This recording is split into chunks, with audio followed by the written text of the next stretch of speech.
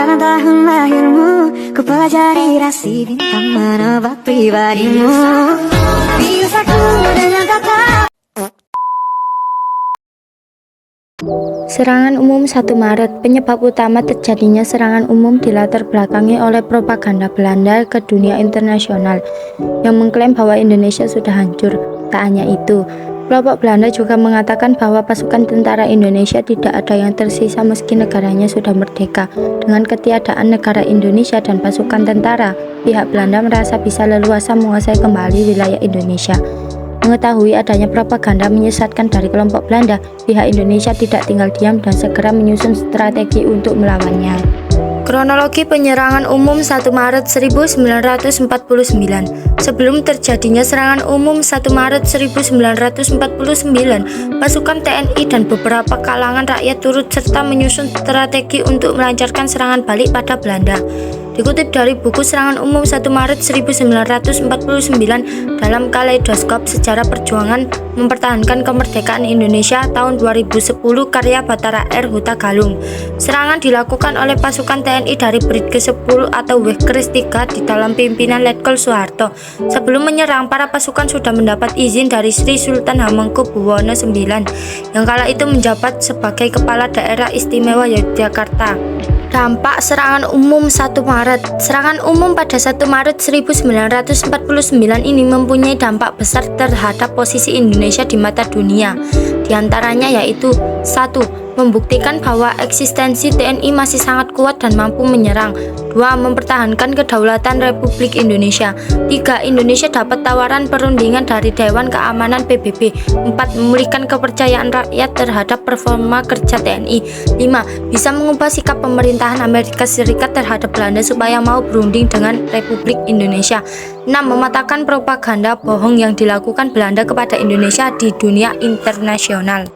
Perjuangan Indonesia untuk membebaskan diri dari Belanda di awal kemerdekaan ditempuh lewat berbagai upaya diplomasi. Salah satu upaya diplomasi yang dilakukan yakni Perjanjian Roem-Royen. Perjanjian Roem-Royen adalah perundingan yang dibuat Indonesia dengan Belanda pada 7 Mei 1949 untuk menyelesaikan konflik di awal kemerdekaan. Latar belakang perundingan Roem-Royen. Sebelum Perjanjian Roem-Royen ada Perjanjian Linggarjati pada 1946 dan Perjanjian Renville pada 1948. Dikutip dari Sejarah Diplomasi di Indonesia tahun 2018, Perjanjian Renville merugikan Indonesia. Isi perundingan Roem-Royen. Berikut isi perjanjian Roem-Royen bagi Indonesia. Memerintahkan pengikut RI yang bersenjata untuk menghentikan perang gerilya, bekerja sama dalam mengembalikan perdamaian dan menjaga ketertiban dan keamanan. Turut serta dalam konferensi meja bundar di Den Haag dengan maksud untuk mempercepat penyerahan kedaulatan yang sungguh lengkap kepada negara Indonesia Serikat dengan tidak bersyarat. Perjanjian Roem-Royen untuk Belanda yakni Belanda menyetujui kembalinya pemerintah RI ke Yogyakarta, menjamin penghentian gerakan-gerakan militer dan membebaskan semua tahanan politik, tidak akan mendirikan atau mengakui negara-negara yang ada di daerah yang dikuasai oleh RI sebelum tanggal 19 Desember 1945 dan tidak akan meluaskan negara atau daerah dengan merugikan RI. Menyetujui adanya RI sebagai bagian dari negara Indonesia Serikat. Berusaha dengan sungguh-sungguh supaya konferensi meja bundar segera diadakan sesudah pemerintah RI kembali ke Yogyakarta. Dampak Perjanjian Roem-Royen. Pengembalian pemerintah RI ke Yogyakarta dilaksanakan pada 24 Juni 1949. Pasukan Belanda akan ditarik mundur dari Yogyakarta pada 1 Juli 1949. Pemerintah RI kembali ke Yogyakarta setelah TNI menguasai keadaan sepenuhnya di daerah itu. Mengenai penghentian permusuhan akan dibahas setelah kembalinya pemerintah RI ke Yogyakarta. Konferensi meja bundar diusulkan akan diadakan di Den Haag, Belanda. Yogyakarta baru sepenuhnya ditinggalkan tentara Belanda pada 29 Juni 1949. Soekarno dan Hatta dibebaskan dan kembali ke Yogyakarta pada 6 Juli 1949. Jenderal Sudirman yang sakit dan berjuang lewat gerilya selama hampir 7 bulan baru kembali ke Yogyakarta pada 10 Juli 1949. Setelah pemerintah pulih, pada 13 Juli 1949 diadakan sidang kabinet RI yang pertama. Kembalinya ibu kota Yogyakarta. Keputusan dari hasil perjanjian Roem-Royen ini dinilai sangat lamban, sampai akhirnya menghadirkan Bung-Hatta dari pengasingan di Bangka dan Sri Sultan Hamengkubuwono IX. Saat itu, Sri Sultan Hamengkubuwono IX menegaskan dalam perundingan bahwa Yogyakarta adalah bagian dari Republik Indonesia yang siap membantu mempertahankan kemerdekaan. Hal lain yang memperkuat Yogyakarta bisa kembali ke Indonesia yaitu dari hasil perundingan tiga pihak antara PFO atau Majelis Konsultatif Federal Indonesia Belanda yang diawasi PBB. Ketiganya menyatakan bahwa Belanda harus menarik mundur pasukannya sejak agresi militer 19 Desember 1948. Kemudian ketika insiden serangan umum 1 Maret 1949, dunia internasional meyakini bahwa RI dan TNI masih ada meskipun pihak Belanda mempropagandakan sebaliknya. Setelah cukup lama berunding dan sampai pada puncaknya di 29 Juni 1949, kota Yogyakarta mulai bersih dari kawanan tentara Belanda yang berhasil dipulangkan. Konferensi Inter-Indonesia. Latar belakang Konferensi Inter-Indonesia adalah karena adanya perjanjian Romdoyen yang berisi bahwa Indonesia ikut serta dalam konferensi meja bundar, maka Indonesia harus mempersiapkan diri. Cara mempersiapkan diri adalah dengan mengadakan konferensi yang melibatkan Indonesia dan PFO, yang lebih umum dikenal sebagai negara boneka bentukan Belanda. Konferensi Inter-Indonesia I dipimpin oleh Muhammad Hatta dengan agenda utama pembahasan masalah pembentukan RIS atau Republik Indonesia Serikat. Hasil dari Konferensi Inter-Indonesia I adalah RIS akan melaksanakan pemerintahan berdasarkan asas demokrasi dalam bentuk negara federal. RIS akan dikepalai oleh seorang presiden konstitusional dan dibantu oleh menteri-menteri. Presiden dan menteri akan bertanggung jawab kepada Dewan Perwakilan Rakyat atau Legislatif. Pembentukan dua badan legislatif yaitu Dewan Perwakilan Rakyat dan Dewan Perwakilan Bagian.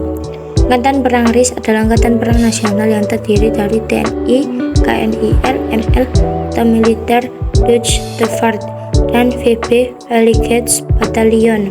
Konferensi Inter-Indonesia II. Dalam konferensi ini, permasalahan yang dibahas adalah masalah pokok yang telah disetujui pada Konferensi Inter-Indonesia I di Yogyakarta. Secara lebih detailnya, beberapa kesepakatan yang dihasilkan pada Konferensi Inter-Indonesia II ini antara lain adalah: 1. Diputuskannya bahwa bendera RIS adalah sang merah putih. 2. Lagu kebangsaan adalah Indonesia Raya. 3. Ditegaskannya bahwa bahasa resmi RIS adalah bahasa Indonesia. Konferensi Meja Bundar. Konferensi Meja Bundar atau KMB adalah pertemuan antara perwakilan Republik Indonesia Belanda dan PFO yang mewakili sejumlah negara ciptaan Belanda di Kepulauan Indonesia. Hasil Konferensi Meja Bundar. 1. Belanda mengakui Indonesia sebagai Republik Indonesia Serikat atau RIS. 2. Indonesia menjadi sebuah negara yang berdaulat dan merdeka. 3. RIS terdiri dari 15 negara bagian yang dibentuk oleh Belanda. Status Irian Barat diselesaikan dalam waktu 1 tahun setelah pengakuan kedaulatan akan dibentuknya Uni Indonesia Belanda RIS, mengembalikan hak milik Belanda dan memberikan hak konsesi serta izin baru untuk perusahaan-perusahaan Belanda mengambil alihan hutang Hindia Belanda oleh Republik Indonesia Serikat. Pembentukan Republik Indonesia Serikat. Terbentuknya Republik Indonesia Serikat atau biasa disingkat dengan RIS terbentuk pada tanggal 27 Desember 1949. Negara RIS terbentuk dari hasil keputusan Konferensi Meja Bundar di Den Haag, Belanda pada tanggal 23 Agustus hingga 2 November 1949. RIS ini dibentuk dengan tujuan untuk mempersiapkan Indonesia menjadi negara federal, yaitu sebagai upaya kolonial Belanda agar tetap dapat mempunyai pengaruh di Nusantara Indonesia. Pengakuan kedaulatan. Pengakuan tanggal kemerdekaan Indonesia oleh Belanda atau pengakuan kedaulatan Indonesia adalah peristiwa di mana Belanda akhirnya mengakui bahwa kemerdekaan Indonesia adalah tanggal 17 Agustus 1945 sesuai dengan Proklamasi Kemerdekaan Indonesia.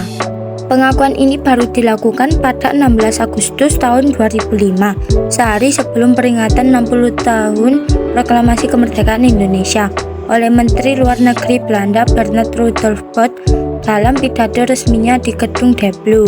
Pada kesempatan itu, pemerintah Indonesia diwakili oleh Menteri Luar Negeri Republik Indonesia, yaitu Hasan Wirajuda. Keesokan harinya, Booth juga menghadiri upacara kenegaraan peringatan hari ulang tahun ke-60 kemerdekaan Republik Indonesia di Istana Negara di Jakarta. Langkah Booth ini mendobrak tabu dan merupakan yang pertama kali dalam sejarah. Kembali ke Negara Kesatuan Republik Indonesia. Proses kembalinya Indonesia sebagai negara kesatuan dilansir dari kompas.com.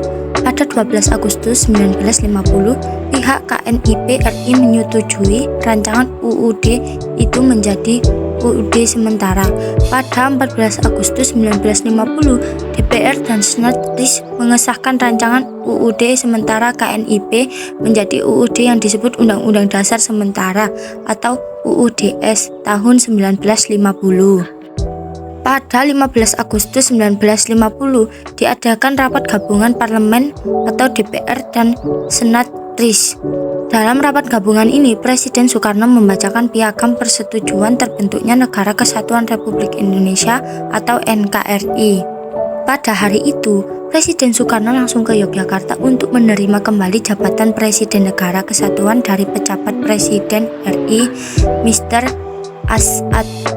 Dengan demikian, negara RI berakhir dan secara resmi pada 17 Agustus 1950 terbentuk kembali NKRI dengan Soekarno sebagai presiden dan Muhammad Hatta sebagai wakil presiden RI.